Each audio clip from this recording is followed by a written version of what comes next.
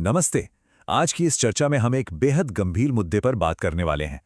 आज हम उस कठोर वास्तविकता का सामना करेंगे जिससे दुनिया भर की किशोरियां हर रोज गुजरती हैं। लेकिन परेशान मत होइए, हम सिर्फ समस्याओं पर रुकने वाले नहीं हैं।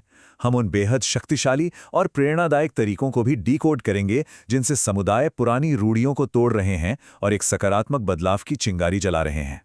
आज की हमारी चर्चा मुख्य रूप से इन 6 अहम पहलुओं पर आधारित होगी। पहला, कठोर वास्तविकताएं। दूसरा, समस्या की जड़ें। तीसरा, शिक्षा की शक्ति। चौथा, सुरक्षित स्थान बनाना।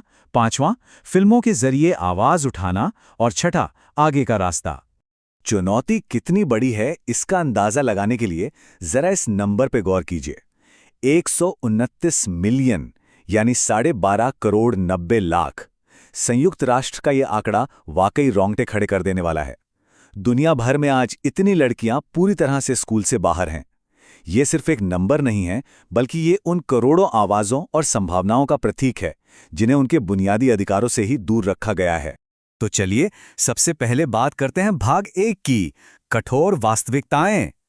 अगर हम सिर्फ भारत का ही डेटा देखें, जो कि करीब 12 करोड़ किशोरियों का घर है, तो बाधाओं का एक बहुत ही उलझा हुआ जाल सामने आता है। रिसर्च बताती है कि ये लड़कियां हर रोज एक अलग ही जंग लड़ रही हैं, चाहे वो स्वास्थ्य सेवाओं तक ना पहुंच पाने की वजह से कुपोषण और गंभीर एनीमिया का शिकार होना हो, या फिर कम उम्र में जबरदस्ती शादी के मंडप में बिठा दिया जाना, और हाँ, बिना किसी वेतन के घर के भारी भरकम काम करने के लिए उन्हें स्कूल से निकाल लिया जाता है। ये कोई कल की बात नहीं है, ये आज की क्रूर सच्चाई है।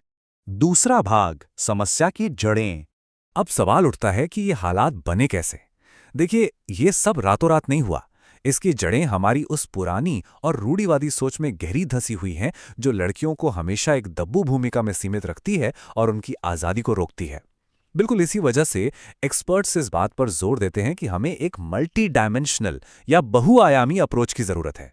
मतलब सबको समान अवसर मिले, कानूनों का सख्ती से पालन हो और महिलाओं को लीडरशिप में आगे लाया जाए, ताकि लोगों की मानसिकता बदली जा सके। तीसरा भाग, शिक्षा की शक्ति। इन सदियों पुरानी बेड़ियों को जड़ से उखाड़ फेंकने का सबसे कारगर हथियार क्या है? बिल्कुल सही, अच्छी शिक्षा। क्राई इंडिया, CRY इंडिया जैसे संगठन इस मोर्चे पर जबरदस्त काम कर रहे हैं। ये लोग सीधे फील्ड में उतरकर स्कूलों में साफ सफाई की बुनियादी सुविधाएं बना रहे हैं और हाशिए पर मौजूद समुदायों की लड़कियों को स्कॉलरशिप दे रहे हैं। और सबसे दिलचस्प बात तो यह है कि वो ग्राम सभाओं और नुक्कड़ नाटकों के जरिए बाल विवाह जैसी कुप्रथाओं के खिलाफ पूरे समुदाय को एकजुट कर रहे हैं। चौथा भाग, सुरक्षित स्थान बनाना। देखिए, बात सिर्फ क्लासरूम या पारंपरिक पढ़ाई तक सीमित नहीं है। अब जेंडर ट्रांसफॉर्मेटिव सेफ स्पेस या GTSS की बात हो रही है। आसान शब्दों में कहें तो ये जानबूझकर बनाया गया एक ऐसा सुरक्षित माहौल है जहां लड़कियां जरूरी जानकारी पा सकें, आपस में रिश्ते और एकजुटता बना सकें और बिना किसी डर के अपनी क्षमता को पहचान सकें। ये वो जगह है जहां पितृसत्तात्मक ढांचों को सीधे तौर पर चुनौती दी जाती है।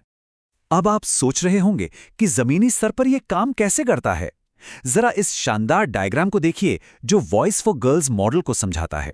इसमें किताबी ज्ञान को प्रैक्टिकल लाइफ स्किल्स और बेझिझक अपनी बात रखने की कला के साथ बड़ी खूबसूरती से मिलाया गया है। जब लड़कियां इन स्किल्स से लैस होती हैं ना, तो वो अपनी जिंदगी की स्टीयरिंग खुद संभालती हैं और असमानता के इस चक्र को पूरी तरह तोड़ देती हैं। इसी मॉडल का हिस्सा है हर वॉइस कार्यक्रम, जो एक जबरदस्त स्टेप बाय स्टेप पाइपलाइन की तरह काम करता है। पहला है परिचय, जहां बुनियादी अधिकारों और प्यूबर्टी यानी शरीर में होने वाले बदलावों के बारे में बताया जाता है। दूसरा कदम है दिशा, जहां फोकस करियर प्लानिंग और नेगोशिएशन यानी मोल भाव करना सिखाने पर होता है। और आखिरी है सखी, जहां यही लड़कियां लीडर बनकर अपनी जूनियर छात्राओं को गाइड करती हैं। और इसके रिजल्ट्स वाकई चौंकाने वाले हैं।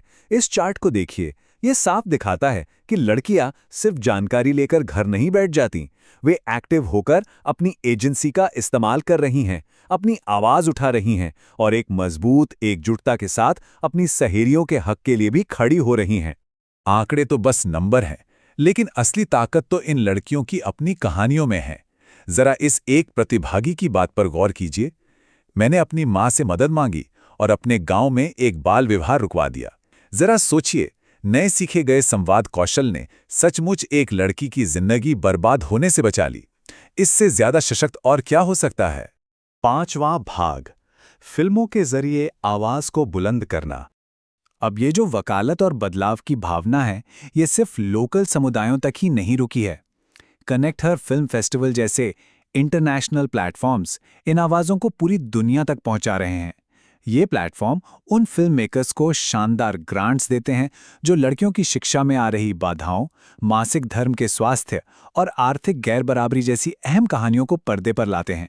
इससे ये ज़मीनी मुद्दे सीधे ग्लोबल ऑडियंस तक पहुंचते हैं। छठा भाग, आगे का रास्ता। तो अब आगे क्या? समाज में कोई स्थायी बदलाव लाना है तो हर सेक्टर को मिलकर काम करना होगा।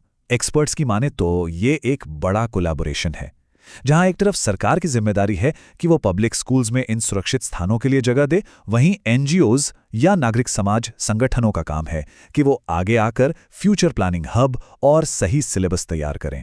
ये पूरी तरह से एक टीम वर्क है। आज की इस पूरी चर्चा का अगर कोई एक सार है तो वो इस खूबसूरत लाइन में छुपा है।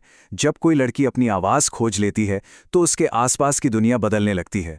सच में, एक अकेली किशोरी को सशक्त बनाने का मतलब है कि आप बदलाव की ऐसी लहरें पैदा कर रहे हैं जो पूरे के पूरे समुदाय से पीढ़ियों के उत्पीड़न को हमेशा के लिए खत्म कर सकती हैं।